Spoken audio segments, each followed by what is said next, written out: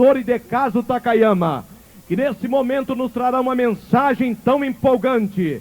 Sinais do livramento é o tema da mensagem que o pastor Idecaso Takayama, homem de Deus, estará pregando agora. Pastor Takayama prega a mensagem de Deus e o povo se alegra na presença do Espírito Santo. Obrigado, irmão Vanderlei. É com muita alegria que mais esta noite me encontro no meio desta multidão para juntos adorarmos o precioso nome de Jesus Cristo. Eu sei que muita gente desta cidade talvez nunca tivesse visto ou participado de um trabalho semelhante a esse. É fácil nós estarmos num show por aí, exaltando homens, mas neste lugar só se exalta o nome de nosso Senhor e Salvador Jesus Cristo. Amém?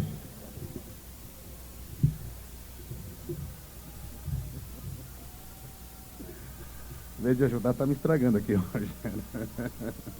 Muito bem, senhoras e senhores, nós estamos com muita alegria dentro da nossa alma, trazendo todas as noites a palavra de Deus. O Senhor tem sido bondoso para conosco, guardando-nos da chuva. Mas queremos dizer que a chuva é coisa boa também. Sabemos que esta região, eminentemente, cuja economia depende eminentemente da agricultura, sabemos que a chuva é algo, é uma dádiva divina, é precioso. Joel e Jonas cantaram, né, a respeito da chuva, e sabemos que ela é preciosa. Mas é evidente que nós, num trabalho como esse, não queremos que a chuva caia. E ontem aconteceu um milagre. Talvez muitas pessoas que estavam aqui não souberam. Mas as pessoas que estavam aqui nas imediações nos comunicaram que durante a hora do trabalho a chuva caiu torrencialmente nos arredores. Mas aqui, graças a Deus, o Senhor guardou, aleluia, o trabalho. Nós pudemos aqui falar as coisas de Deus, a palavra do Senhor. Nesta noite nós vamos falar sobre sinais do livramento. Eu gostaria de tomar a atenção dos amigos, das senhoras e dos senhores e dizer algo que me enche o coração e que me faz estar aqui entregando esta palavra. Ouçam um fato ocorrido há muitos anos atrás.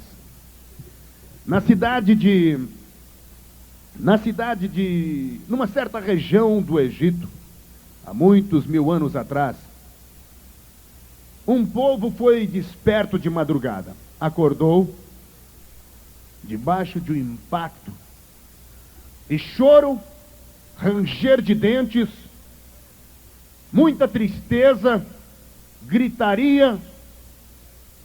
Esses gritos começaram a ecoar madrugada fora, às margens do rio Nilo, naquele povoado tão antigo, tão milenar, o povo do Egito. Alguém perguntará: o que houve? Um ataque inimigo? O que houve? Uma guerra? O que houve? Um terremoto? Aquele povo despertou de madrugada, abaixo de gritos, ranger de dentes, de prantos, de lágrimas, em choros, em desespero, mães gritando, arrancando seus cabelos. E vocês poderão imaginar o que aconteceu ali. Eles descobriram, naquelas horas da madrugada, que uma praga, cuja profecia foi anunciada pelo profeta Moisés, estava acontecendo na vida deles. Moisés havia anunciado que se aquele povo continuasse com o seu coração endurecido, viria uma praga chamada praga da morte dos primogênitos. Todos os filhos mais velhos de cada lar, de cada residência, de cada família, morreria se Faraó endurecesse o seu coração. E Faraó endureceu o seu coração.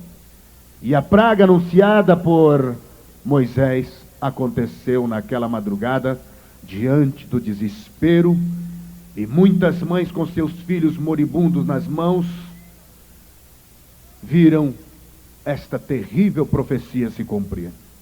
Amigos, senhoras e senhores, não muito distante dali, não muito afastado da região do povo do Egito, aliás, dentro daquela cidade, havia um bairro chamado Terra de Gósen. E ali na terra de Gósen não havia nenhuma lágrima, nenhum desespero, nenhum ranger de dente, nenhum pranto. Dominava, na verdade, apenas a expectativa do silêncio, e todos estavam apenas, se havia algum barulho, era um murmúrio de agradecimento, de gratidão, de louvor, como que numa alegria. O que houve? Porque a praga anunciada por Moisés aconteceu em toda a terra do Egito, e naquele bairro a terra de Gósen fora protegido, e não havia ali o cumprimento da praga, o cumprimento da praga do Egito, a praga da morte dos primogênitos. Uma única razão fez com que aquele povo de Israel, o povo de Deus que estava ali numa terra emprestada, na verdade como escravos, uma única razão fez com que não houvesse a praga sobre os seus lares. E a razão foi esta: eles, um dia antes, haviam feito o que Moisés havia anunciado, porque os familiares, o povo daquela terra também estava preocupado. O povo de Israel também estava assustado. Os chefes de família também estavam assustados, porque não queriam que essa praga, a terrível praga da morte dos seus filhos mais velhos, viesse sobre eles. E então, cada chefe de família, nas suas comissões, chegaram até a presença do profeta Moisés e disseram: e Moisés, como é que nós vamos nos ver livre desta praga? Na sexta-feira, porque isso ocorreu de madrugada, naquela madrugada, na sexta-feira, antes de completar as 6 horas da tarde, aquele povo recebeu uma orientação de Moisés, dizendo: olha, vocês vão fazer o seguinte, vão matar, cada família vai matar um cordeiro. Cada família vai matar um carneiro, uma ovelha, e vão pegar esta ovelha e, no seu sacrifício, imolá-lo dentro da sua própria casa e recolher cada gota de sangue desse cordeiro numa bacia. Este sangue não poderá ser jogado fora. Pelo contrário, cada gota deverá ser recolhida, e este sangue deverá ser aspergido nos umbrais da porta do lado de fora da casa. Quando o anjo da morte, quando a praga da morte chegar sobre esta terra, quando o anjo chegar sobre cada casa, cada residência, e ele ver o sinal do sangue, naquele lar não haverá morte dos primogênitos. E assim foi feito. Cada chefe de família procedeu desta forma. E quando chegou o momento da madrugada, oh, louvado seja Deus, a Bíblia relata isso, que quando o anjo da morte chegou de madrugada, a morte dos primogênitos de todos os descendentes de Israel, do Egito, ocorreu de forma tremenda, de forma implacável. E naquela hora, naquele bairro da terra de Gósen, nenhuma lágrima, nenhum gemido, nenhum ranger de dente, nenhuma mãe arrancando os cabelos. Pelo contrário, dominava apenas a expectativa do louvor, do silêncio, do gozo, da alegria de ver que Deus havia lhes dado o livramento e nenhum filho mais velho havia morrido. E todos eles exaltavam o nome do Senhor, Rei dos reis e Senhor dos senhores, o Criador dos céus e da terra. Amigos, aqui está uma das mais belas histórias registradas nos anais da Bíblia Sagrada, que é a palavra de Deus. Extraio dela nesta noite as lições que preciso para conversar com os senhores e com as senhoras a respeito nesta conferência em mais esta noite. Quando nós podemos imaginar que muita gente também não gosta da morte. Morte é algo terrível. E eu gostaria de abrir a minha Bíblia com os senhores para analisar quando foi que isto aconteceu. Se vocês abrirem no livro de Êxodos, no capítulo 12, versículo 13, veremos esta mensagem, esta referência, esta passagem.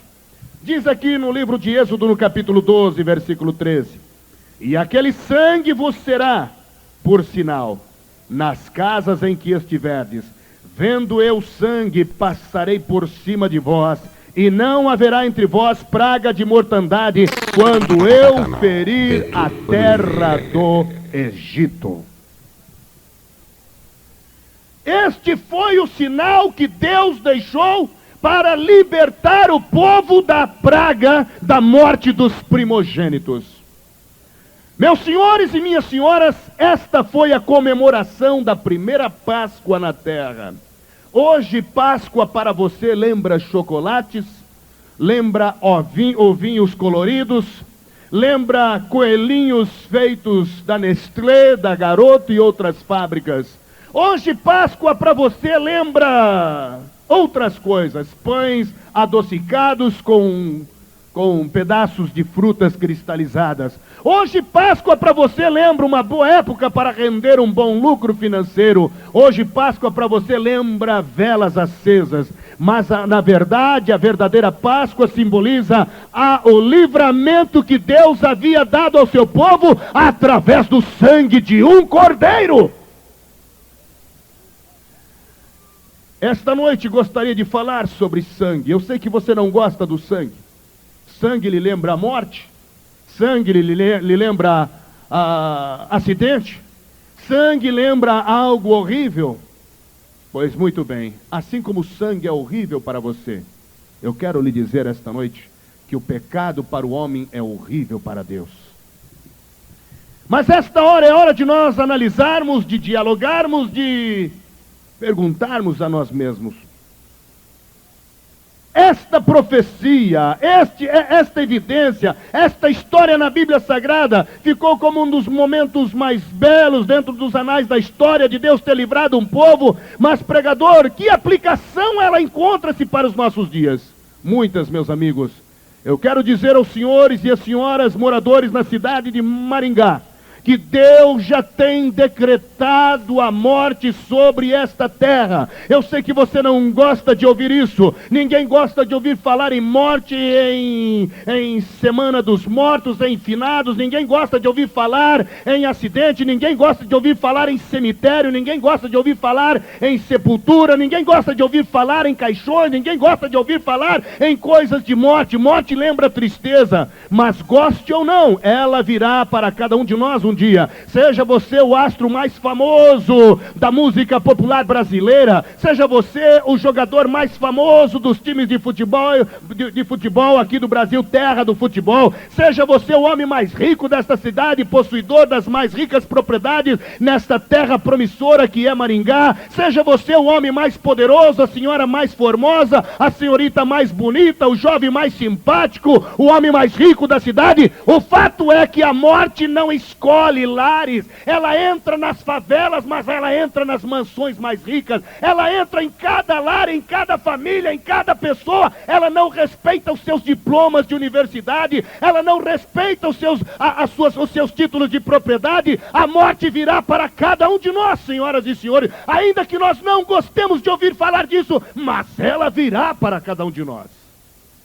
Nós podemos adiar o problema, mas basta estarmos vivos para sabermos que um dia teremos que enfrentar a morte.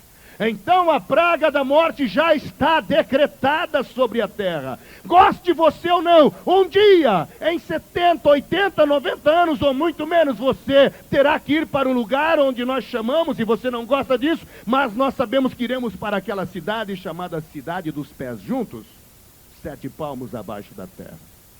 Então a praga da morte já está decretada sobre a terra também. E alguém dirá, pregador, há alguma possibilidade de um homem se livrar? Eu vou para o kardecismo, porque o kardecismo diz que o homem, ele vai reencarnando em outra vida e vai se purificando. Outros dirão, não, eu vou para o budismo, porque o budismo é a religião da moda. Eu vou para o Hare Krishna, eu vou para a igreja esta, aquela, eu vou para a igreja católica, para a igreja evangélica, para a igreja pentecostal. Como é que eu posso resolver o meu problema? Meu amigo, só existe uma maneira de você resolver o problema nesta noite. Hoje você precisa do sinal do sangue do Cordeiro na sua vida. E onde é que eu vou encontrar esse Cordeiro, pregador? Veja bem, eu disse sangue de um cordeiro e não sangue de galinha preta, porque tem muita gente por aí fechando o corpo com sangue de galinha preta. Isso aí não vai resolver o teu problema, meu amigo.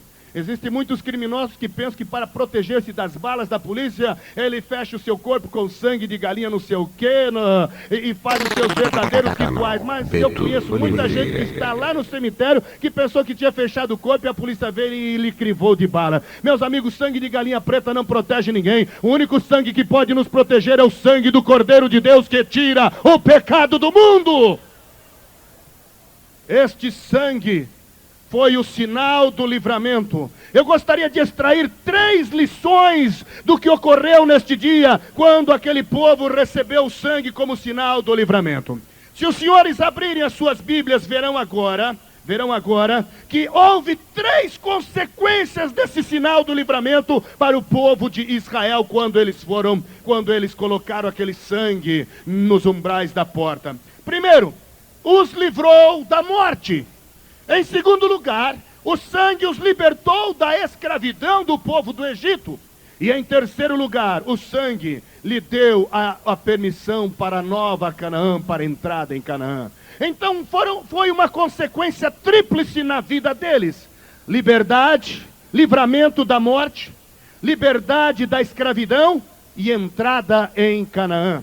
Meus senhores e minhas senhoras, esta é a razão pela qual nós estamos realizando esta conferência aqui esta noite. Muitas pessoas perguntam por que, meu Deus, esses crentes saem às praças públicas ao invés de descansar nos seus finais de semana, assistir a sua novelinha preferida, descansar confortavelmente numa poltrona da sua casa. Por que razão esses crentes saem em praças públicas para realizar estas conferências? Muitas vezes se tornam até impertinentes, nos incomodam, querendo nos oferecer folhetos, falam nas praças, gritam por aí, ligamos o rádio, ouvimos a estas pessoas, e eles saem por aí a troco de quê? A troco da sua alma, porque ela é mais preciosa do que todo o dinheiro do mundo. A Bíblia nos diz que a alma vale mais do que o mundo todo, mas se você não colocar as suas almas nas mãos de Deus, hoje você está irremediavelmente condenado para uma morte eterna.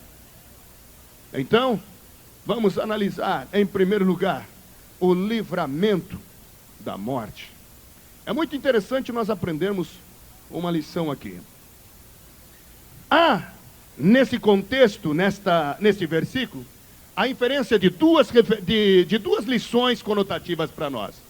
Nós temos que aprender algo que se chama redenção fornecida, e a segunda lição que devemos aprender é a salvação aproveitada. Muita gente hoje tem apenas a redenção fornecida. Quando os homens, o chefe das casas, pegaram aqueles cordeiros e ouvindo a voz do profeta Moisés, eles colocaram aquele animal sobre a mesa, imolaram o animal e recolheram o sangue numa bacia e aspergiram nos umbrais da porta, meus amigos, tudo aquilo foi redenção fornecida. Mas há muita gente que não difere a razão entre a redenção fornecida e a salvação aproveitada. Meus amigos, eu imagino que se aquelas pessoas que estavam nas casas, os filhos de Israel, se eles pegassem, matassem apenas o cordeiro e não aspergissem o seu sangue, haveria morte naquele lar.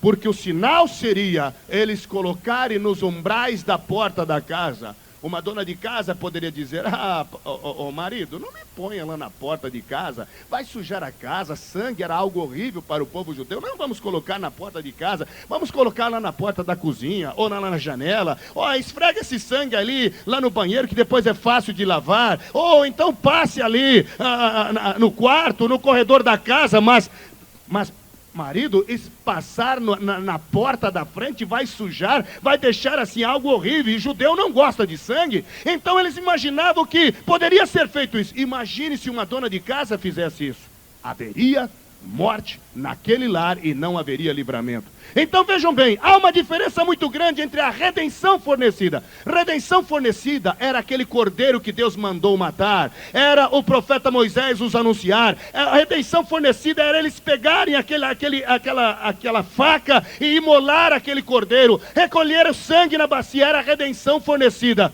E qual é a diferença entre redenção fornecida e salvação aproveitada, pregador? Salvação aproveitada era pegar aquele sangue e aspergir na porta. Se eles não aspergissem na porta como último ritual, o filho mais velho daquela casa morreria. O que nós podemos extrair para nós esta noite, nesta lição, senhoras e senhores? A lição que eu extraio para nós nesta noite é que há muito cristão por aí com redenção fornecida, mas não está tendo a salvação aproveitada. Meus amigos, sangue na bacia era redenção fornecida, cordeiro morto era redenção fornecida, e o ritual sendo feito dentro da casa era redenção fornecida, mas salvação aproveitada era quando o sangue era aspergido nos umbrais da porta da casa. Muitos cristãos estão vivendo dessa forma hoje, estão apenas com redenção fornecida. O teu crucifixo no peito é redenção fornecida, a tua primeira comunhão, a tua crisma é redenção fornecida, dizer que Jesus é bom é redenção fornecida, conhecer Jesus da história é redenção fornecida, cantar cânticos aqui é redenção fornecida, você ser um católico, evangélico, cristão, pentecostal, tradicional é redenção fornecida. Então qual é a diferença entre redenção fornecida e salvação aproveitada? Salvação aproveitada é hoje você aceitar Jesus Cristo e receber o sangue do Cordeiro de Deus que tira o pecado do mundo. Não basta apenas você ser um bom cristão. Não basta apenas, senhorita, você ser uma religiosa. Não basta você dizer que foi batizado ou crismado numa igreja. Não basta você apenas participar no Natal das bonitas procissões. Não basta você ir na escola dominical de uma igreja evangélica. Tudo isso é redenção fornecida. O que você necessita hoje é da salvação aproveitada. E a salvação aproveitada não é através de Maomé, de Buda, de Allan Kardec, de Confúcio, de Pedro, de André, de Felipe, de Takayama, de Tiago, de João. Não, senhores, a salvação aproveitada é através do poderoso sangue de nosso Senhor Jesus Cristo, cujos braços se abriram na cruz do Calvário para salvar a minha e a sua vida. Este sangue livrou o povo da morte. Aleluia. Glórias a Deus.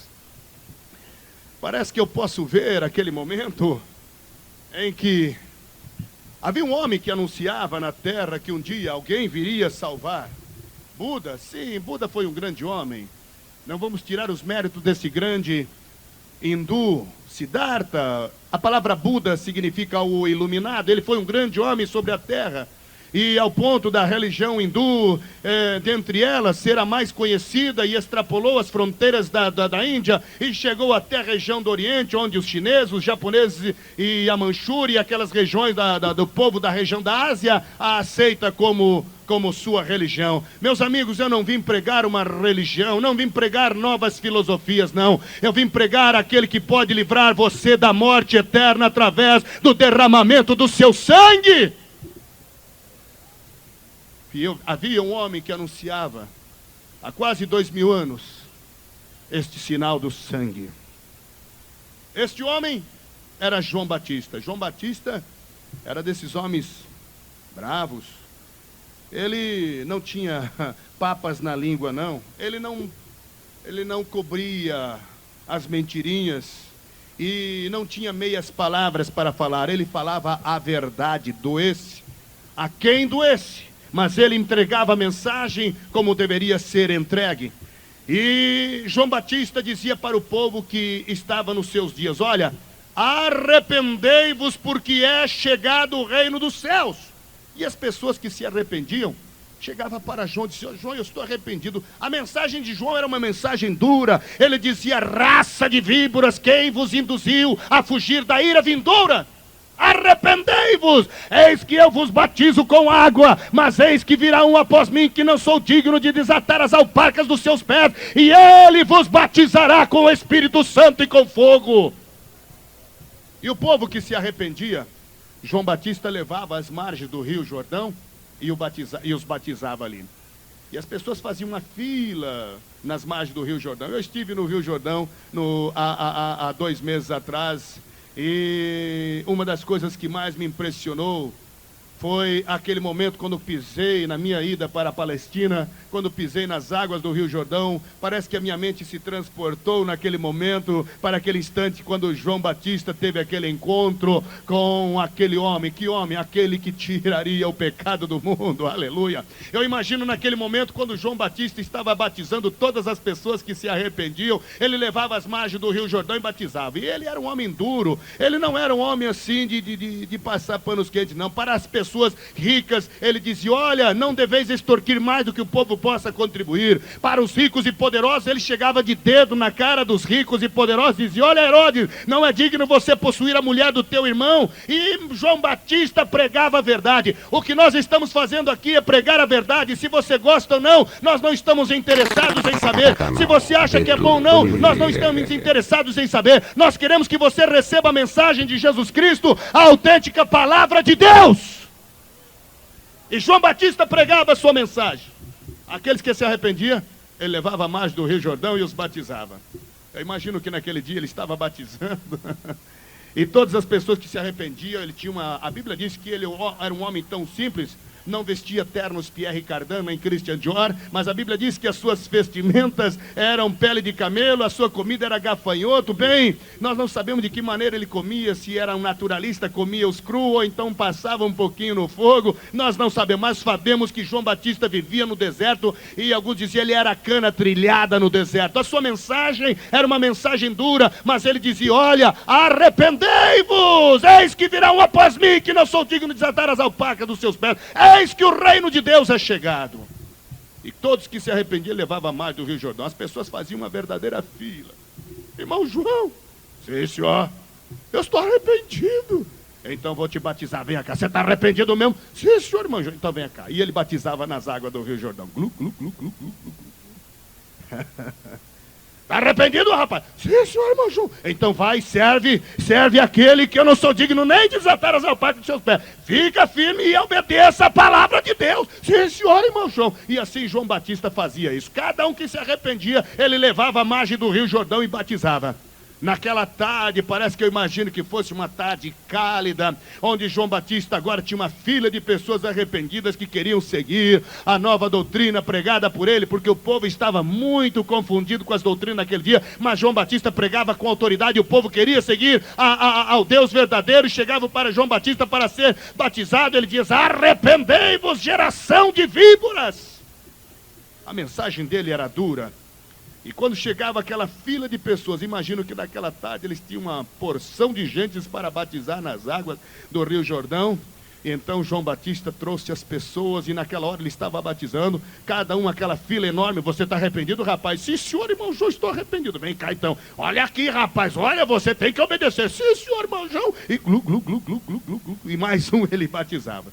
Mas naquele dia, aquele momento precioso, parece que estou até vendo aquela figura palmilhando as areias quentes e da Palestina, recebendo aquela brisa cálida, caminhando em direção às margens do Rio Jordão com passos firmes, parece que sabendo o que ia acontecer. E João Batista parece que começa a sentir o impacto da sua caminhada, e ele começa a se estremecer, e ele para e começa a resmungar e a murmurar, e começa a dizer: é ele, é ele, é ele. Irmão João, o senhor vai me batizar? Não vai? Cala a boca, rapaz, é ele que é, irmão João. Fica quieto, você está arrependido? Sim, senhor. Glu, glu, glu, glu, vai embora, vem, é outro. Mas entre um e outro que estava sendo batizado, João Batista olhava, e agora aquela pessoa estava chegando cada vez mais perto. João Batista olha para aquela pessoa e começa a perceber que realmente era ele, e começa a murmurar: é ele que, irmão João? Fica quieto, cala a boca, é ele que, irmão João? É ele que, irmão João? É ele, o Cordeiro de Deus que tira o pecado do mundo. João Batista fez uma das mais belas declarações a respeito de Jesus Cristo, o Cordeiro de Deus que tira o pecado do mundo. E João Batista olha para Jesus e disse: Jesus, tu vieste para me batizar? Não, João Batista, convém que compramos a lei dos homens. E naquele momento João Batista diz: mas sou eu que devo ser batizado por ti, Jesus, e tu vens a mim. Compramos a lei dos homens, João Batista. E naquele momento então João Batista pega Jesus e começa a descer sobre a água. E eu creio que foi uma das cenas mais lindas que os homens, alguns privilegiados, puderam assistir, quando João Batista começa a descer Jesus Cristo sobre a água. E quando ele começa a descer sobre a água, a Bíblia diz que os céus começam a se abrir, e o Espírito Santo em forma de pomba começa a descer sobre a cabeça de Jesus, e começa a descer sobre ele. E quando João Batista tira Jesus da água, o Espírito Santo entra sobre Jesus, e no céu ecoa a voz: este é o meu Filho amado, em quem me comprazo. É precioso este momento. Por que esta declaração? Cordeiro de Deus que tira o pecado do mundo para Jesus. Sim, porque um dia, como uma ovelha muda, ele foi levado ao matadouro, diz o profeta Isaías. E Jesus, abrindo seus braços, morreu na cruz por mim e por você, para salvar a sua vida. E quando ele morreu, aleluia, nós pudemos ter a oportunidade e a esperança da salvação de nossas vidas. Vocês estão vendo aqui hoje um Nisei, um descendente de japoneses. Eu sei, muitas vezes sou arguido e muitas pessoas me perguntam: o senhor, como japonês, não deveria estar seguindo a Buda? E eu digo, não, por que razão? Mas vocês devem manter as suas tradições. Sim, mantemos as tradições, desde que não entre na questão, a questão da salvação. Porque tradição é bom para a gente seguir e manter os padrões de um país, mas não é bom quando a gente perde a salvação. Jesus Cristo não está olhando para a tradição, Jesus Cristo é o Senhor e Salvador de nossa vida. Ele é o único que pode salvar o homem. Buda, antes de morrer, ele disse, estou em busca da verdade, e morreu. Jesus Cristo não disse, estou em busca da verdade. Jesus Cristo foi categórico, positivo, taxativo e fulminante. Ele disse, eu sou a verdade. Eu sou o caminho. Eu sou a vida, aleluia. Se Jesus é a vida, eu vou ficar com Jesus. Vamos nesta noite ficar com Jesus, porque se nós queremos vida eterna, o livramento da morte não é o homem quem pode dar. Não existe reencarnação. Jesus Cristo nunca ensinou a história da reencarnação. Ele ensinou sim que depois da morte o juízo, mas quando vier o juízo nós iremos habitar, aqueles que viveram com Ele irão habitar nos céus com Jesus. Então a salvação nossa é somente através do sangue de Jesus Cristo, que é o sinal do livramento para a salvação de nossas vidas. O único que pode libertar a minha vida e a sua é o precioso sangue de Jesus Cristo. Eu pergunto aqui nesta noite, quantos hoje foram libertos pelo poder do sangue de Jesus? Pode levantar a sua mão hoje e dizer glórias a Deus? Louvado seja o nome do Senhor, louvado seja o nome do Senhor. Continue com a mão levantada e glorifique ao Senhor Jesus Cristo, que vive e que reina para todos sempre. Aleluia, glórias a Deus. Em segundo lugar, nós vamos aqui falar sobre a outra consequência do sinal do livramento, o sinal do sangue. O sinal do sangue libertou o povo do Israel da morte, mas também deu a liberdade da escravidão. O povo vivia escravo ali no Egito, escravo nas mãos de Faraó. Quando estive na Palestina, aproveitei também para esticar um pouco a viagem e fui conhecer a famosa e milenar terra do Egito. E ao olhar para a terra do Egito, algo que sempre eu questionava e que tinha uma profunda curiosidade, era a respeito das pirâmides do Egito. E realmente, ao entrar no Museu do Egito e ao percorrer os desertos daquela região, eu conheci algumas das pirâmides mais famosas, entre 80 e 90 pirâmides, conheci algumas das mais famosas, as pirâmides de Quefrem, as pirâmides de Saqqara, as pirâmides de Queops, e algumas delas conheci algumas das mais famosas pirâmides do Egito. Meus amigos, e ao procurar saber, eu fiquei estupefato, meus olhos se esbugalharam ao ver verdadeiras obras, tremendas obras, da altura de tamanho de edifícios como esse que nós temos aqui em nossa frente, feitas por homens há quase 5.000 anos atrás, numa época que não conheciam a tecnologia, que não conheciam o pneu, que não conheciam um guindastre, que não conheciam as máquinas potentes, que não conheciam tratores, que não conheciam lixadeiras, que não conheciam máquinas, que não conheciam a tecnologia desenvolvida pelo homem moderno. Eu não sei como é que aqueles homens conseguiram fazer obras tão grandes. Haviam blocos de pedras que construíam levantado pedra sobre pedra, porque naquele tempo eles não usavam os nossos pequenos tijolinhos. Algumas das pedras tinham quase o tamanho desta plataforma, uma pedra somente. Imagina como é que eles conseguiram carregar aquela pedra. totalmente polida, lisa. Não usavam naquela época máquinas lixadeiras, não usavam britadeiras, mas aquelas pedras estavam completamente lisas. Algumas partes ainda em 5.000 anos estão completamente intactas, e permanece todo o esplendor daquilo que foi aquelas obras das pirâmides da região ali do Egito. Meus amigos, eu, ao olhar então, procurando saber com o guia o que significava aquelas pirâmides, o guia disse: olha, pirâmides são túmulos dos reis nos velhos tempos, os faraós. E eu fiquei comigo pensando, meu Deus, aquele povo do Egito no passado trabalhavam como escravos a vida toda, toda a economia do país, todo o ouro conquistado, todas as riquezas que eles possuíam, era unicamente utilizada para construir túmulos, obras mortas. Meus amigos, eu fiquei completamente estupefato diante daquela situação. Imaginei que naquela época o povo trabalhava em função de construir túmulos, cemitérios, tumbas, para reis, para satisfazer o ego e a vaidade dos reis. Cada um construía algumas mais belas do que outras. Os saques através dos anos fizeram com que muitas dessas obras perdessem os seus grandes valores, mas ainda no Museu do Egito encontra-se alguma das tumbas de alguns faraós.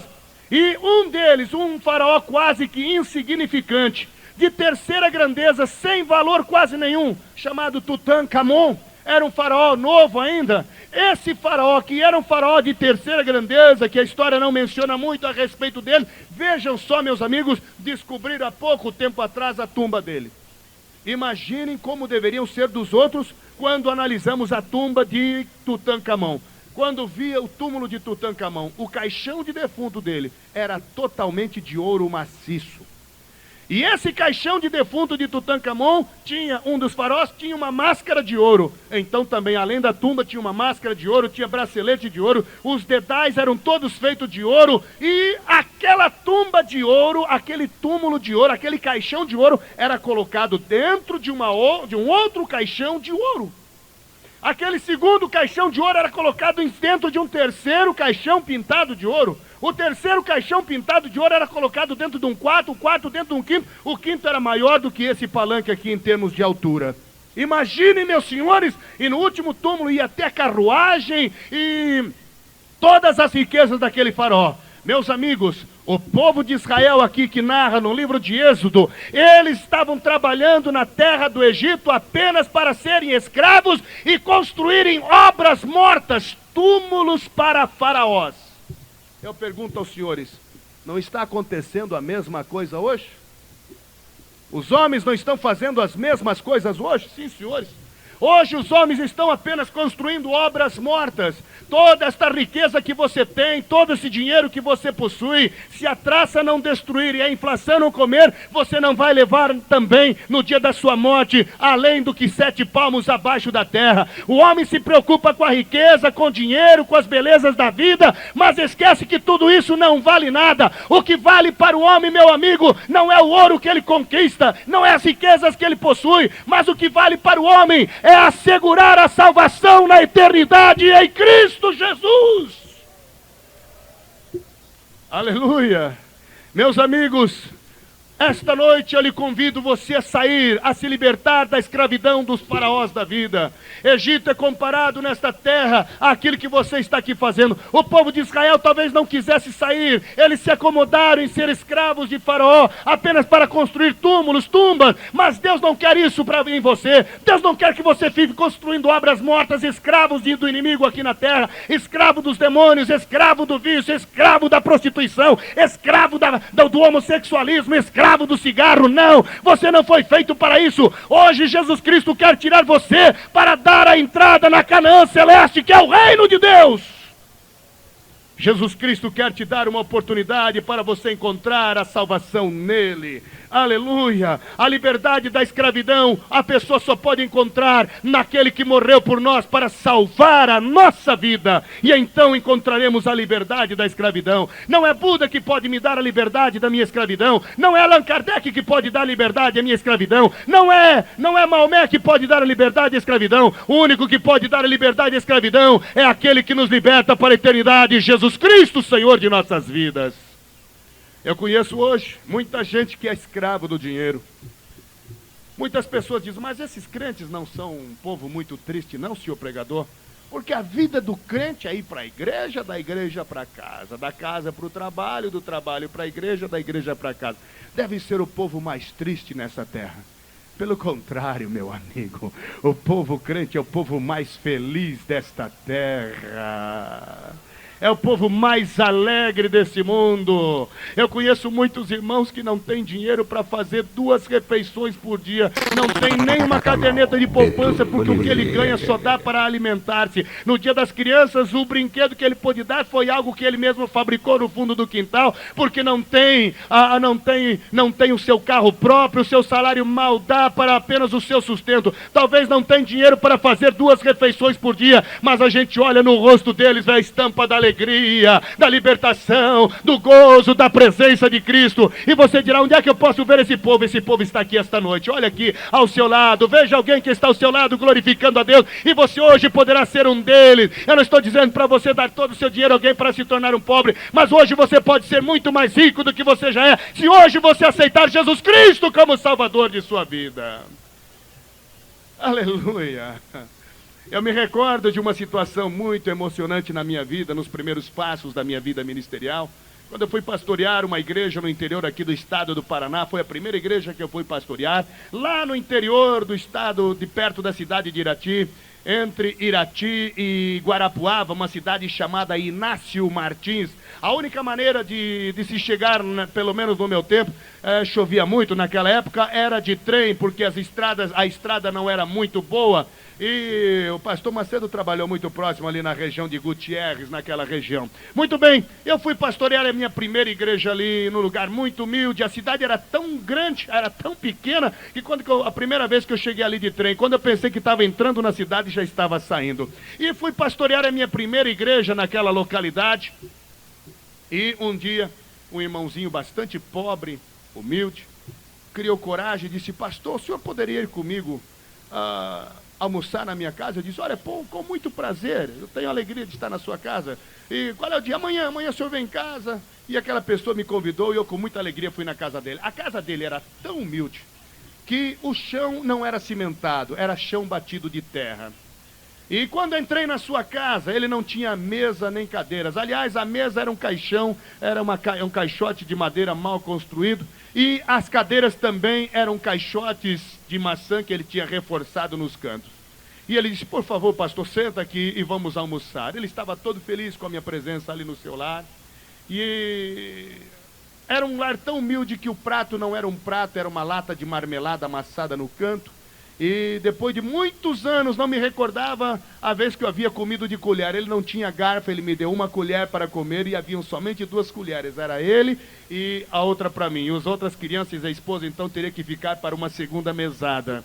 Bem, e ele então se assentou do outro lado, acanhado. O senhor não vai reparar, pastor? Eu falei, o que é isso, meu amigo? Eu sou um pastor, meu querido irmão. Senta do lado, vamos, senta do outro. Pois não, sentei do outro lado. E o lar era tão humilde que dentro da casa muitas vezes entrava até os porcos que estavam do lado de fora. E eu percebi que então naquele dia ele com muito sacrifício havia matado um dos porquinhos e um dos leitãozinhos para poder me preparar um quitute mais variado, que possivelmente ele só comia, era a farofa mesmo com feijãozinho, mas aquele dia ele havia preparado aquele porquinho. E eu então, quando estava ali na mesa, as crianças, eu vi que arregalaram os olhos, lambiam os beiços, pensando, hoje é dia de festa para eles. E naquela hora eu estava tão assim, tão emocionado, que não percebi que um animal havia chegado no meu pé, quem sabe pedindo um pedaço de carne que há muito tempo não comia. Então eu cutuquei o animal pensando que era um cachorro. Não era um cachorro, era um porco dentro da casa, debaixo da mesa. Eu falei, meu Deus do céu, que coisa mais linda ver essa pessoa, esse lar tão humilde aqui, me convidando para almoçar. E naquela hora então, aquele momento,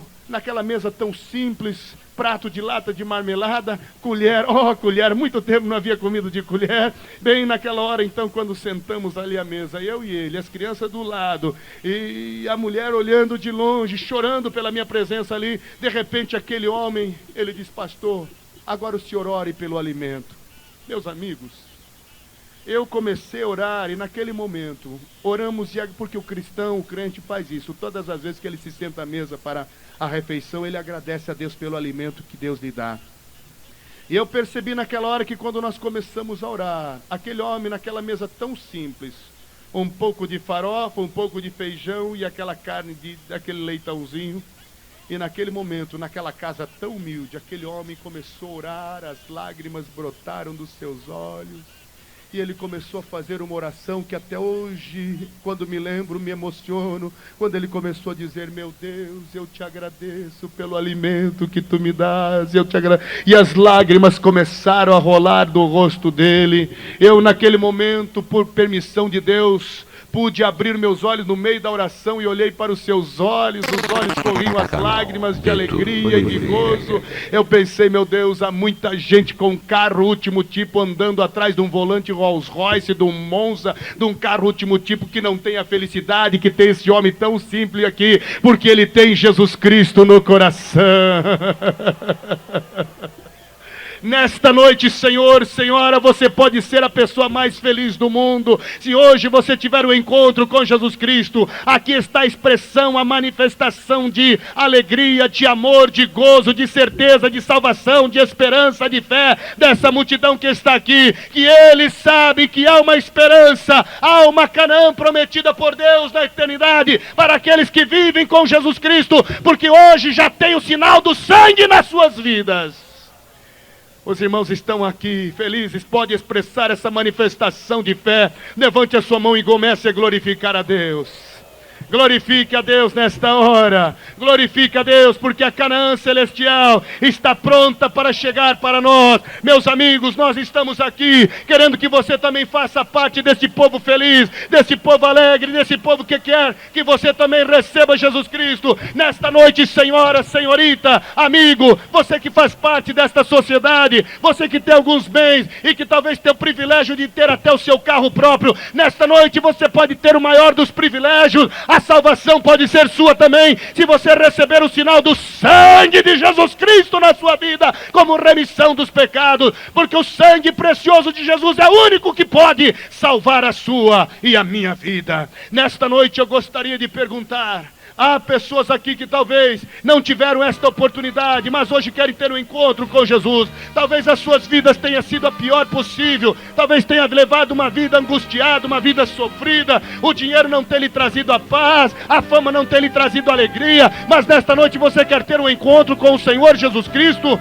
Eu gostaria de lhe oferecer uma oportunidade. Se houver alguém que quer ter um encontro com Jesus Cristo, vem aqui à frente agora. Aleluia. Eu vou pedir que as pessoas, os irmãos também se aproximem uns 5 metros aqui mais adiante, até na sombra destas luzes, e chegue mais. Enquanto isso, as pessoas que querem ter um encontro com Jesus Cristo, vem até aqui à frente, nós queremos orar por você. Eu quero que você hoje venha aceitar Jesus Cristo como Salvador de sua vida. Saia do seu lugar agora e venha para Jesus Cristo esta noite. Venha. Saia do seu lugar agora. Jesus Cristo perdoa os seus pecados, transforma a sua vida, mas é preciso que você tenha um encontro com Ele. Talvez nesta noite você queira ter um encontro com Deus e não sabe como. Eu quero orar por você nesta noite, mas eu quero que você saia do seu lugar onde você está e venha aceitar e receber Jesus Cristo como Salvador de sua vida. Se você quer ter um encontro com Deus, alguém vai chegar ao seu lado e lhe convidar. Venha com essa pessoa até aqui à frente. Venham todas as famílias, venham amigos, venham senhoras, venham senhoritas, venham meu senhor, venha você meu jovem, venha você senhorita, venha você com seu colega, venha com seu amigo, chega até aqui à frente. Nós queremos lhe oferecer esta rica oportunidade. Venham famílias inteiras, aqui está vindo um casal, que coisa mais linda, mas Deus está esperando você. Tire este orgulho tolo que pode fazer com que você perca a salvação. Nesta noite o sinal do sangue de Jesus Cristo será um livramento para a sua vida, mas eu quero que você hoje chegue até o Senhor Jesus Cristo. Aqui está chegando esta multidão para ter um encontro com Jesus Cristo, mas você que está lá atrás, eu quero que você chegue até aqui à frente. Você senhorita que está encostado no seu carro, talvez você meu amigo que está ouvindo esta palavra através do seu carro aí, eu quero que você venha até aqui à frente. Nós queremos te oferecer uma oportunidade. Venha agora, em nome de Jesus Cristo. Saia do seu lugar agora e venha ter um encontro com Deus. Eu quero que você agora tome a sua decisão. Eu já tomei a minha, agora é você quem necessita de tomar a sua decisão. Aleluia, é precioso nós estamos na presença do Deus Todo-Poderoso, mas eu quero que você chegue até aqui à frente, meu amigo. Eu quero que você, senhorita, tenha um encontro com Deus esta noite, mas é preciso que você tome a sua decisão. Crie coragem, venha até aqui à frente, nós iremos orar por você esta noite. Venha, moço, você que está escravo das drogas, você que é um escravo da prostituição, você que é um escravo do vício, você que é um escravo da imoralidade, das revistas pornográficas, você que é um escravo do cigarro, você que é um escravo da bebida, gostaria de se libertar e não consegue, desses maus pensamentos, desta vida errada. Eu quero que você venha agora, porque hoje é noite de liberdade, hoje é noite de você se livrar da escravidão de Satanás. Eu quero que você chegue até aqui à frente agora. Que maravilha, aqui está essa multidão compacta, aceitando Jesus Cristo como Salvador de sua vida. Venha, venha para a frente neste momento, venha. Venha para a frente nesta hora, venha ter um encontro com Deus neste instante. Jesus Cristo te perdoa, Jesus Cristo te liberta, Jesus Cristo te salva. Saia agora do seu lugar, venha. Aleluia. Deus para os nossos corações. Você, meu amigo que está aqui, nessa noite, qual seja for o seu problema, quem sabe você é um viciado em drogas, ou até mesmo um dependente do álcool, mas eu quero dizer que como o pastor Takayama pregou essa mensagem tão poderosa nessa noite sobre o grande livramento, existe uma mão poderosa no meio dessa multidão, e essa multidão está orando por você, e essa mão quer te tocar, essa mão chama-se Jesus de Nazaré. Venha nessa noite ter um encontro com Jesus. Venha você, moço, venha você, moça, venha você, casal de namorados, aceitar a Jesus, ter um encontro com o maior homem da história, com o maior homem de todos os tempos, o Filho de Deus, o autor e consumador da nossa fé. Venha nessa noite abraçar com Jesus, sentir o